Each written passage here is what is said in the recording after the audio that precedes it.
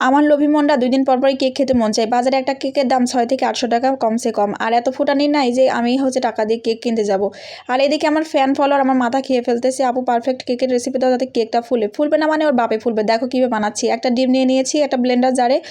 তারপর নিয়েছি এখানে হাফ কাপের মতো চিনি, হাফ কাপের মতো সয়াবিনের তেল, রুম টেম্পারেচারে আসা আগে থেকে জাল করে রাখা গরুর দুধ অথবা গুঁড়া দুধ, তারপরে একটু লেবুর রস দিয়ে দিচ্ছি। তারপরে ওইটাকে আমি ব্লেন্ড করতে দিচ্ছি। আর এদিকে দেখো আমি একটু উষ্ণ গরম পানির মধ্যে একটু ইস্ট দিয়ে আলাদা সাইড করে রেখে দিচ্ছি। আর এখানে কিন্তু সম্পূর্ণ আটা দিয়ে কিন্তু আজকে কেক হবে, বুঝছো তো। ওইগুলো আমার সমস্ত ব্লেন্ড করা হয়ে গেছে। এখন আমি একটা বাটিতে নিয়ে ওই যে ইস্টটা রেখেছিলাম সেই ইস্ট কিন্তু এখন মিক্স করে দিচ্ছি। এর মধ্যে সামান্য পরিমাণ বেকিং সোডা, একটু লবণ আর হাফ চামচের মতো মানে হাফ টেবিল স্পুনের মতো বেকিং পাউডার নিয়েছি। তারপরে একটু ভ্যানিলা এসেন্স দিয়ে দিলাম হাফ টেবিল স্পুনের মতো। এখন সব কিছু একসাথে মিক্স করে নিব। নিয়ে তারপর আমি যে আটাটা রাখছিলাম সেই আটাটা কিন্তু এখন আস্তে আস্তে করে মিক্স করে দিব। তোমরা অনেকে চিন্তা করো যে ময়দা ছাড়া কেক হয় না, এটা টোটালি রং। বানাতে জানলে সব কিছুই সম্ভব, বুঝছো। এখানে সম্পূর্ণ কিন্তু আমি আটা দিয়ে কেক বানাচ্ছি এবং আমি যেটা সবাই পারে আমি কিন্তু ওই রেসিপিটাই দেখাই। তোমরা সবাই জানো যে গরিবের রেসিপি আপা মানেই ইজি রেসিপি, ঠিক আছে। আর সব থেকে কম উপকরণ কম টাইমে যাতে হয়ে যায় সেজন্য আমি বানাই। তো একে আটাটা কিন্তু সুন্দর মতো মেখে নিয়েছে। একটা কেমন ব্যাটার বানাইছে তোমরা দেখলে, কিন্তু পাতলা একটা ব্যাটার হয়েছে। তারপর আমি এভাবে একটা মোল্ড নিয়ে নিচ্ছি। তোমরা চাইলে যে কোনো ধরনের একটা বাটি টাটি নিতে পারো, টিফিন বক্স নিতে পারো, নো প্রবলেম।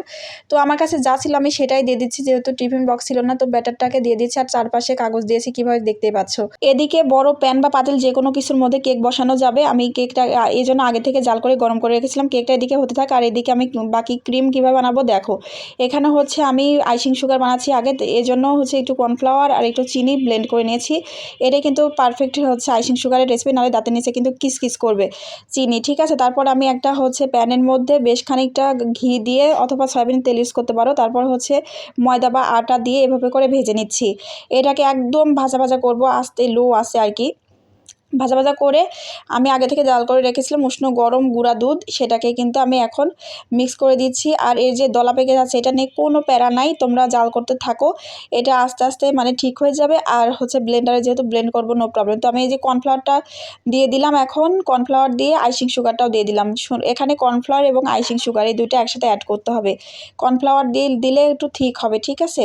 তো এটা আমরা যে ক্রিমটা বানাচ্ছি এটা নর্মালি আমরা বাসায় খাওয়ার জন্য বানাচ্ছি। আর এদিকে আমি ক্রিম যেহেতু ইউজ করবো এই জন্য এরকম একটা গুঁড়া দুধের প্যাকেট নিলাম, তোমরা পলেও নিতে পারো, নো প্রবলেম। তো নিয়ে ওটাকে কেটে নিয়েছি। আর এদিকে আমার ওইটা ঠান্ডা হয়ে যাওয়ার পরে আমি এখন ব্লেন্ডারে করে ক্রিমটাকে বানিয়ে নিব। তো এই দেখো ক্রিম এরকম অবস্থায় আসছে। তারপরে এর মধ্যে আমি এখন দিয়ে দিলাম ভ্যানিলা এসেন্স, একটু দিয়ে দিলাম, দিয়ে ভালো করে নেড়ে চেড়ে নেবো। তোমাদের কাছে থাকলে কি যেন বলে হ্যান্ড মিক্সার থাকলে ওটা দিয়ে তোমরা ভালো করে করতে পারো, নো প্রবলেম। এদিকে কিন্তু আমার কেকটা হয়ে গেছে, দেখো কেকটা কতটা ইয়ামি হয়েছে, নিচে পুড়ে যায় নাই, তারপরে তোমার চার সাইডেও পুড়ে যায় নাই, একদম পারফেক্টলি কেক হয়েছে। আর তোমরা কেক বানাতে পারো না এর মতো ইজি রেসিপি আর কোথায় পাবো বলো। এরপরে ক্রিম দিয়ে আমি মোটামুটি একটা ডেকোরেশন করে নিচ্ছি ভাইরে। এটা বাসায় এমনি নর্মালি খাবার কেক, এটা আহামরি ওই রকম হুইপড ক্রিম দিয়ে বানানো ওই কেক না যে তোমরা পাগল হয়ে যাবা। শোনো, এই কেকও এটাও মজা, কিন্তু এটা আমরা কোনো অকেশনের জন্য না, এটা বাসায় জাস্ট ছোটো বাচ্চা কান্না করলো বা আমাদের নিজেদের খেতে মন চাইলো তো আমরা বানাইলাম। তো আজকে যাই হোক এই পর্যন্তই, আল্লাহ হাফিজ।